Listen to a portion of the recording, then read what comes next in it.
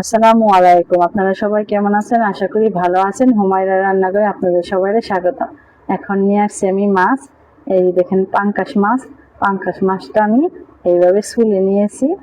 এইভাবে এই যে দেখতে পাচ্ছেন পাঙ্কাশ মাছ দিয়ে এখন আমি পেঁয়াজ দিয়ে ভুনা করব। এই ভুনা খেতে কিন্তু খুবই ভালো লাগে। পাঙ্কাশ মাছ এইভাবে ছুলে যদি ভুনা করেন তাহলে খেতে খুবই ভালো লাগে। আপনারা পুরো ভিডিও দেখতে থাকুন আমি মাছটা কিভাবে রান্না করি। এখন মাছটা আমি নুন হলুদ মেখে নেব আর সুন্দর করে ভেজে নেব। এই পর্যায়ে যে আমি হলুদ নুন মেখে নিয়েছি মাছটা দিয়ে, দেখতে পাচ্ছেন। এই যেখানে চুলাতে একটা কড়াই নিয়েছি, এই কড়াইতে দিয়ে দেবো এখানে আমি সাদা তেল। এই পর্যায়ে আমি তেলটা গরম করে নেব। তেলটা আমার গরম করা হয়ে গেছে। এই পর্যায়ে ছেড়ে দেব মাছ। মাছের পিস দেখতে পাচ্ছেন বন্ধুরা কতটা সুন্দর। এই যে ছুলে নিয়েছি, এই দেখেন কতটা সুন্দর হয়েছে। এই পর্যায়ে আমি ভালো করে ভেজে নেব। আমার মাছ ভাজা হয়ে গেছে। এই পর্যায়ে আমি নামিয়ে নেব। এই দেখতে পাচ্ছেন লাল লাল করে ভেজে নিয়েছি। এই পর্যায়ে নামিয়ে নেব। মাছের তেলে আমি দিয়ে দেব কাঁচামরিচ, পেঁয়াজ কুচি আর অল্প করে জিরা। এবার দিয়ে ভেজে নেব।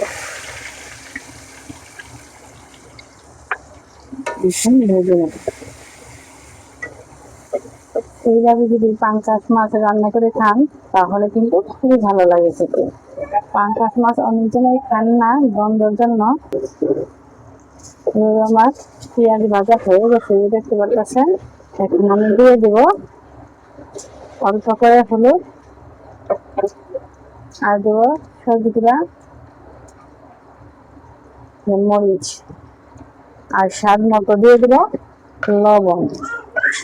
স্বাদ মতো লবণ এখানে আমি ভালো করে কষিয়ে নেব।